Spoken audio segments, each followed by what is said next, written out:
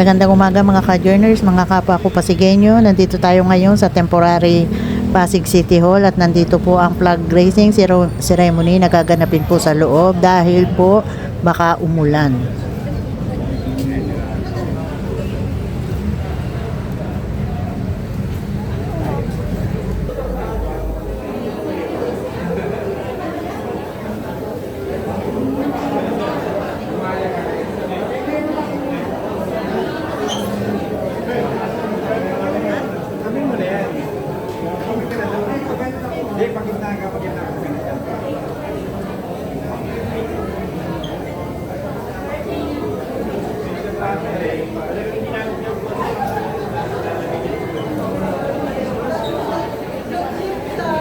Ito ang panorama ng magiging bagong City Hall ng Pasig.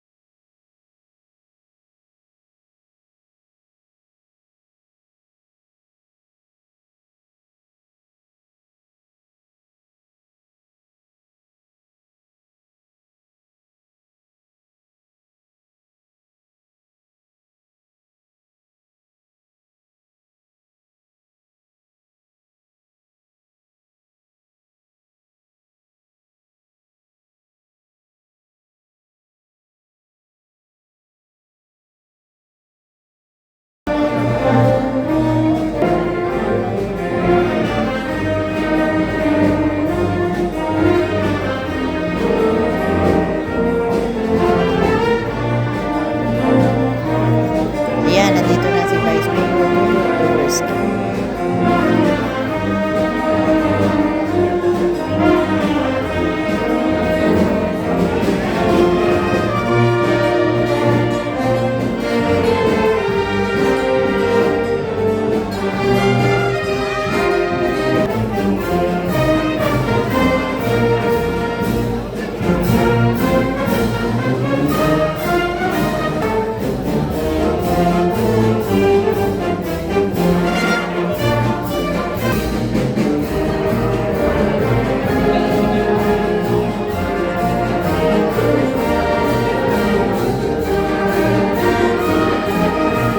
Ayan, nandito na dumating na si Mayor Vico Soto.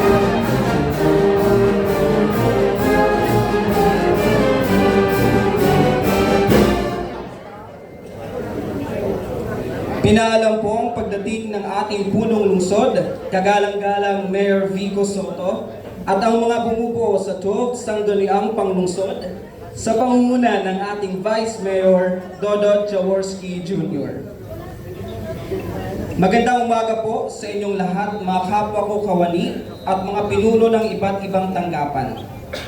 Bilang panimula ng ating maikling palatuntunan, atin pong ituon ng ating sarili sa dakilang lumikha para sa pag-aalay ng panalangin na pamumunuan ni Binibining Christine B. Fabul mula sa Pasig City Education Department. Ngalan ng Ama, ng Anak, ng Espiritu Santo. Amen. Amang makapangyarihan, nagpapasalamat kami sa panibagong araw na iyong pinagkaloob sa aming bayan. Gabayan mo po kami sa aming mga tungkulin bilang mga lingkod bayan. Naway maging tapat, masipag at may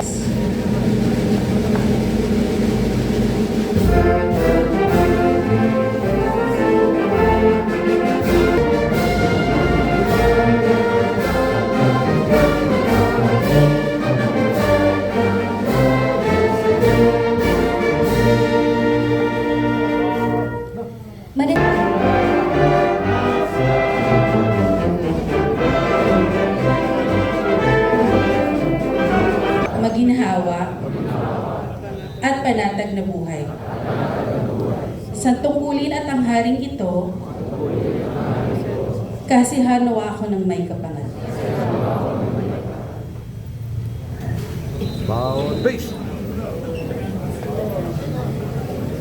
Ngayon po ay ginugulitan natin ang mga sumusunod. Education Week Proclamation Number 409 Series of 1953. National Literacy Day Proclamation Number 1886 Series of 1979, at National Physical Therapy Day, Proclamation number 15, Series of 1998. Ang susunod naman po ay ang turnover ng trash bin ng Solid Waste Management Office. Tinatawagan po natin si Sir Alendri B. Angeles, Hepe ng SWAMO.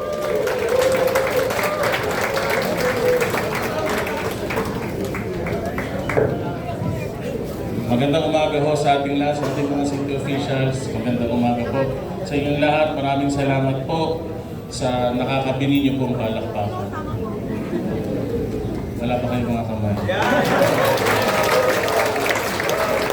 Magandang araw po sa ating lahat. Napapanahon po ang paglulunsad ng ating programa na distribusyon ng rolling waste bin sa ating mga barangay dahil ang buwan ng Setyembre ay World Clean Up Month. Maraming lugar sa ating lungsod ang may mahahabang iskinita o kalyehon na sadyang hindi kayang pasukin ng mga truck o kolektor.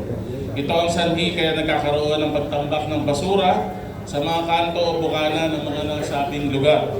Ang mga basura ng mga tinatambak na walang sisidlan o kinakalat ng mga nangangalakal ng basura, tao man o hayop ay sadyang tatangayin ng hangin o aabusin ng tubig ulan patungo sa ating mga kanal o drainage system na nagdudulot ng biglaang pagbaha sa iba't ibang lugar.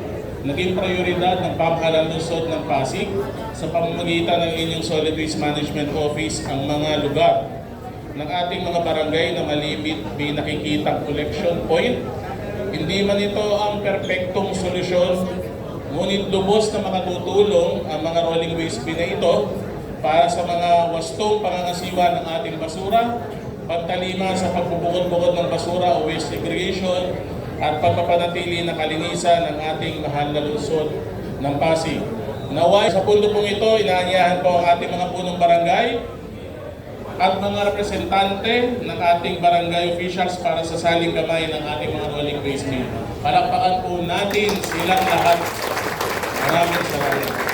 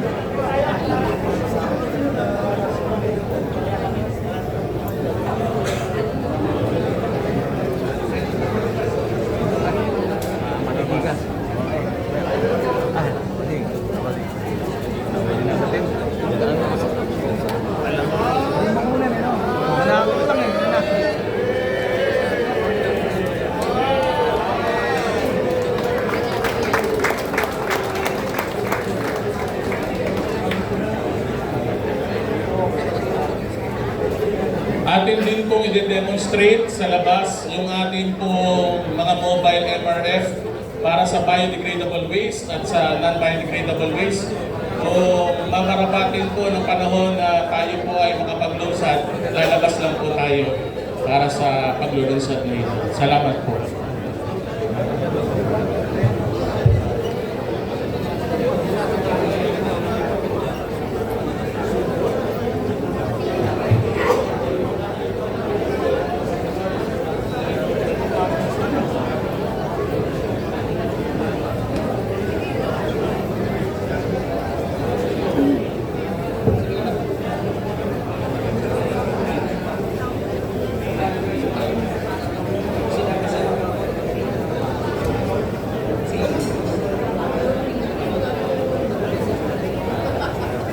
Muli, palakpakan po natin ang mga nabigyan ng trash bin mula sa mga barangay. Ngayon naman po, tinatawagan natin si Ginoong Ross Cuevas para sa pagbibigay sa kanya ng sertipiko ng pagkilala. Basahin ko lamang po ang nilalaman ng sertipiko. Certificate of recognition is presented to Ross Cuevas in grateful acknowledgement of his outstanding representation of Pasig City at the International Cultural Fashion Festival 2025 held on August 17, 2025 at Minara Afin Terex, Kuala Lumpur, Malaysia.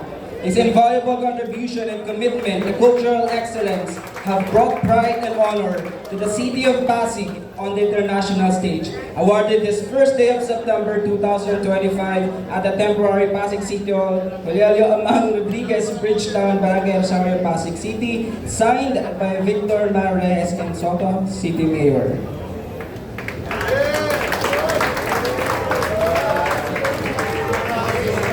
Karagdagan lang din po, 25 countries daw po ang naglaban-laban at sila po ang nagkamit ng grand prize. Bali, 5 daw po silang Filipino na nanalo. Muli, kinikilala natin ang galing at husay ng Pasigueño sa larangan ng fashion designing na ginanap sa Malaysia.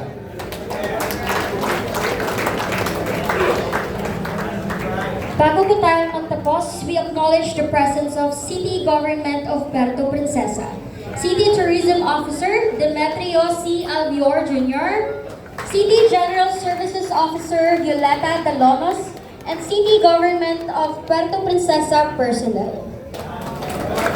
Amos Taret sa Puerto Princesa. It's a Cuyanon word which means let's go to Puerto Princesa. Meron po silang tourism roadshow at umiikot po sila sa bawat lungsod sa Manila. Meron din po silang booth na available po dito sa ground floor ng ating temporary city. Maraming salamat po sa mga departamento at tanggapan na nanguna sa maikling programang sa umagang ito.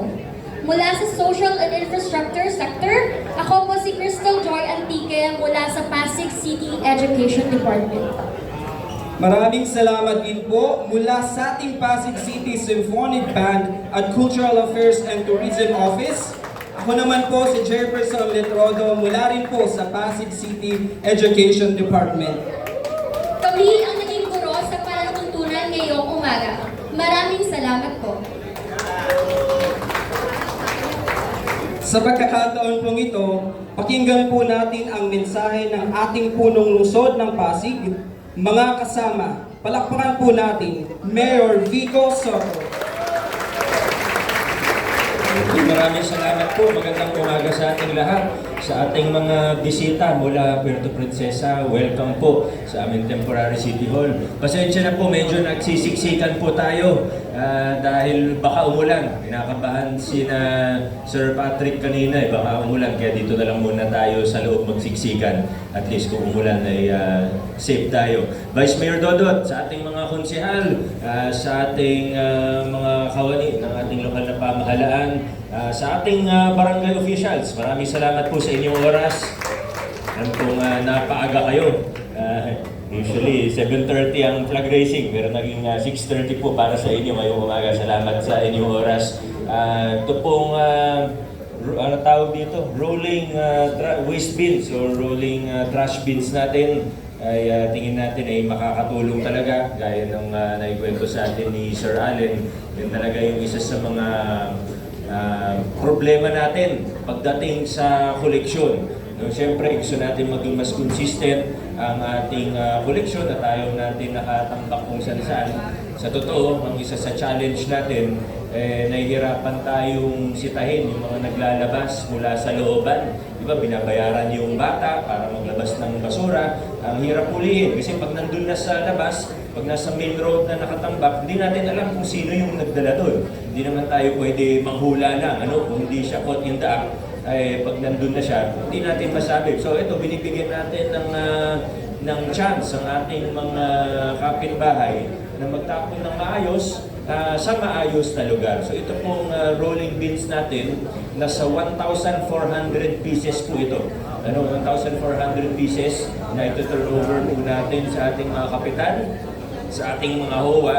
Ito pong 1,400 pieces, nakapag-identify na ang ating Solid Waste Management Office ng paglalagyan nito.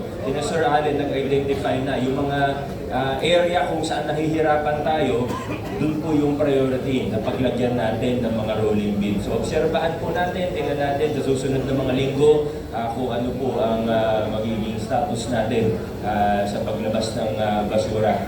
Hopefully, makatulong po talaga ito. Bilang panghuli na lang po, nais ko magpasalamat ulit sa lahat ng mga kasama natin sa iba't ibang opisina, departamento. Alam naman natin, pag tag-ulan, minsan nagdedeklara ng walang pasok. Kailan ba yun? Nung Martes ba yun? O nung Lunes? Tama, Lunes, yung nakaraang linggo, nagdeklara ng walang pasok, pati sa LGU.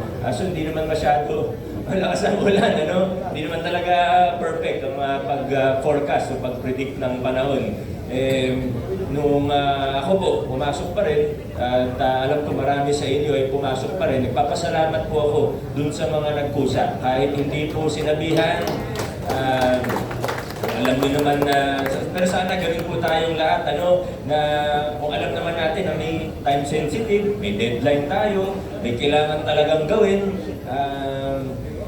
gusto ko i-comment na marami po, nung sumilip po ako rito, marami talaga, di ba? Marami sa mga opisina, pumasok pa rin, marami sa mga empleyado natin, nagtrabaho pa rin. Pero gusto ko lang i-special mention ulit yung LCR dahil nung nakaraan, di ba, nung 3-4 na araw na, sila yung nagsabi sa akin na baka pwede magbukas kami, paalam sila. So sabi ko, sige, magbukas kayo kasi kawawa naman yung mga galing probinsya, namatayan, di makakuha ng death certificate, nakakaawa talaga eh.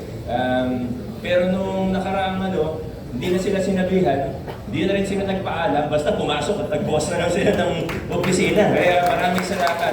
Kasama rin siyempre yung cashier, yung sa sanitation natin, dahil yan yung mga kailangan din bukas para sa death registration and death certificate po natin. Kaya, pero hindi lang sila, sa totoo, hindi lang sila. Marami po sa mga empleyado natin ang pumasok pa rin. Kahit na hindi na sila sinabihan, nag-usap po sila. Maraming salamat. Have a great week, everyone. Happy Monday po sa ating lahat. Adjourn na po tayo.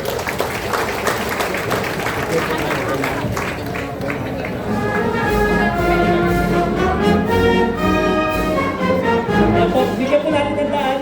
Lalabas lang po tayo.